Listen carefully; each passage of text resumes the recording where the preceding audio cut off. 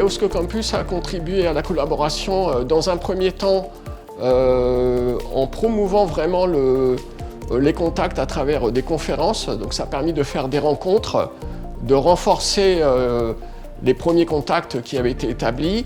Et puis dernièrement, sur le plan financier, Euskocampus nous a vraiment aidés pour acheter des consommables et vraiment renforcer la collaboration à travers des expériences qui ont été faites dans nos laboratoires respectifs.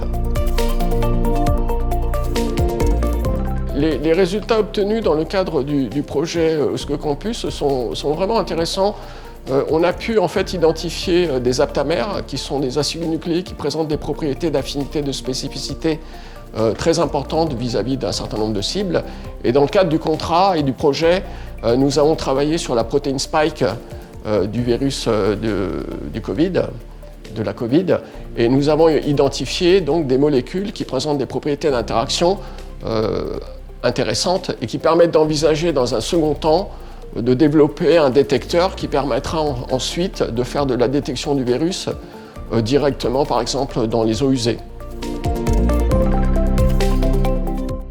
Alors, ce que je peux souligner au regard de la collaboration transfrontalière, je crois qu'il y a deux éléments qui sont importants.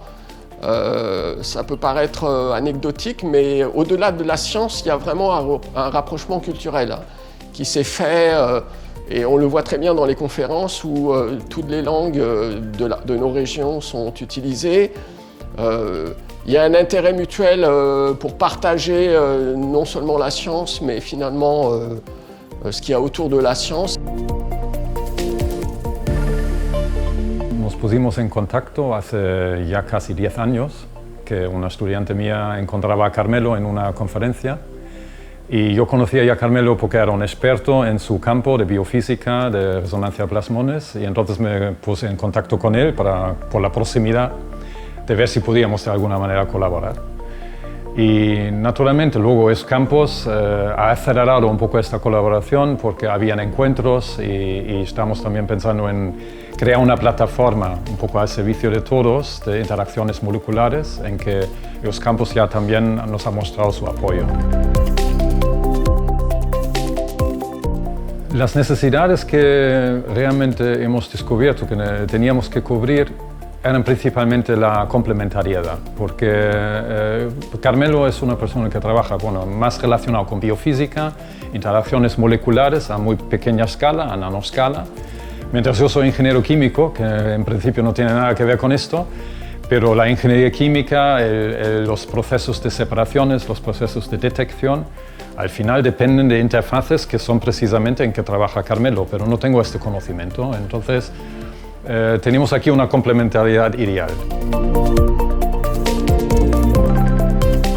Bueno, las mayores dificultades para colaborar, como siempre, además cuando son dos países distintos. En primer lugar, encontrar financiación que nos permite desarrollar un mínimo de una colaboración para luego pedir proyectos más grandes. Hay también una determinada dificultad administrativa. A veces, por ejemplo, nos gustaría o nos hubiera gustado ya desde hace mucho de comprar equipos en conjunto, porque la verdad es que lo utilizamos los dos y esto ya en sí es un problema, porque estamos hablando de dos países, de dos administraciones separadas. Lo que hemos conseguido en este proyecto es, pues, en primer lugar, profundizar lo que ya estábamos intentando hacer, pero ahora en un proyecto concreto.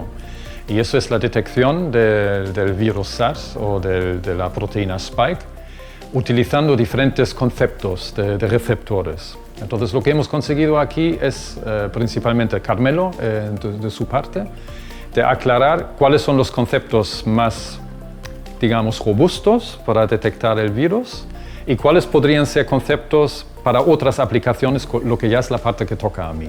Porque no hay siempre una respuesta para todo. Entonces, lo que hemos conseguido en este proyecto y lo que estamos consiguiendo, porque todavía no hemos acabado, es precisamente lo que nos hemos puesto como objetivo. Y eso es tener como una hoja de ruta para desarrollar diferentes tipos de aplicaciones.